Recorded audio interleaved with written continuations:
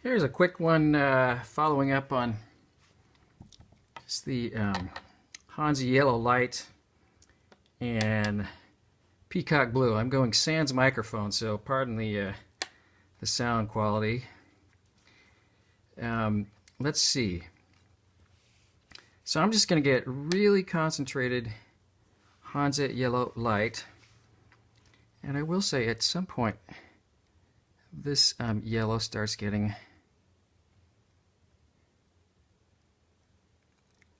it's too thick.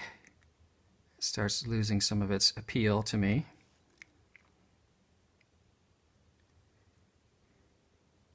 But we are just practicing and learning what happens with each of these colors. I'm not actually convinced there's not a tiny bit of leftover blue in my brush right about now, but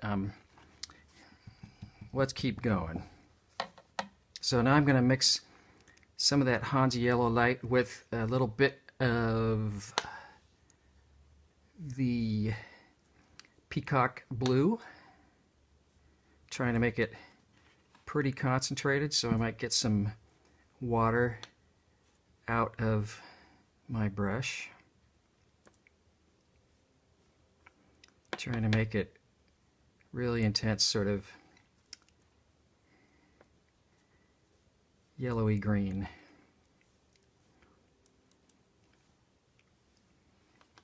Let's try that.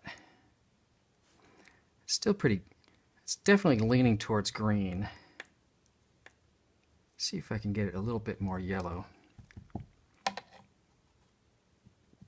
It's a beautiful color, but you know, it's sort of right in between what I have here and what I really kind of had started. Maybe a touch of you.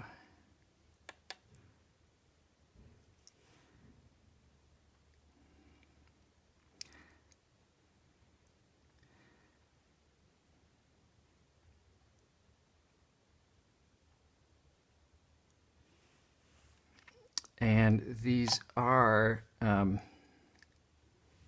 know, going to be lighter in value, even though they're really concentrated pigment. Oh, look up there. Hey, maybe I'll grab some of you. Thanks.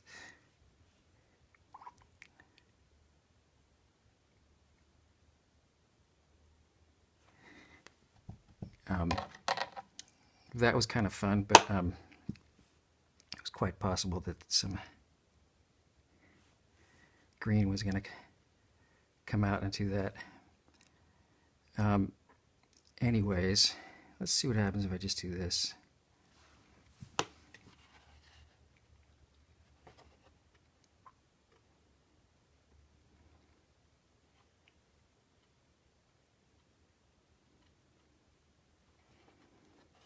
Usually I wouldn't move around when more than one shape is still wet, because any motion I do is going to influence anything that's wet. But like I say, just kind of trying to have fun and crank this out here. Let's see. A little bit more concentrated Peacock Blue, creamy, and the Hansi Yellow Light. Let's see if that makes kind of a even more concentrated version of that. Yeah, I think so.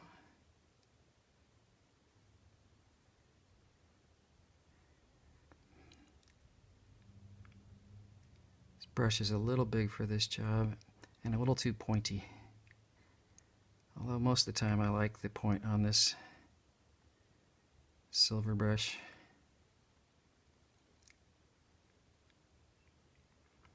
Black Velvet, number 12 round. Seems good for that. I'm gonna grab a little bit more just of the Peacock Blue. Try to get a really concentrated greenish blue. Blue-green.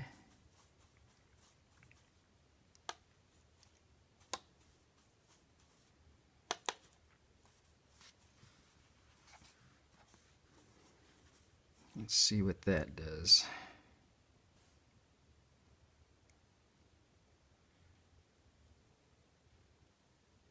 So yeah, these layers are starting to get a little bit on the so much paint that it's hard for the even though it's transparent, hard for the white of the paper to be showing through much at all. And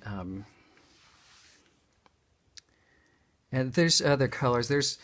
I do like to try to keep this to a minimum of colors to learn about mixing.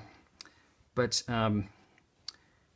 this color right here, I often will use a tube of to get something like that along that hue and intensity of a phthalo green blue shade.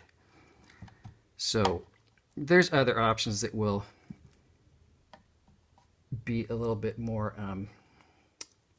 transparent, even with all sorts of building up of layers. Let me see, now I'm just going to grab some peacock blue.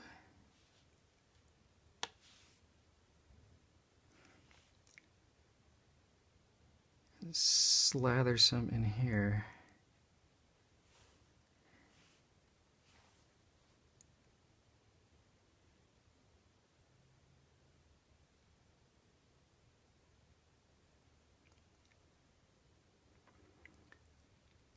When I'm dropping in paint from my brush, I'm definitely sort of making sure there's plenty of paint so it's going to move from the brush to the paper, even though there's already a lot of wet color on the paper too. And I make sure to tip it so that it's able to come out of the point instead of trying to dab it in like this, because this will sort of act like a sponge as well.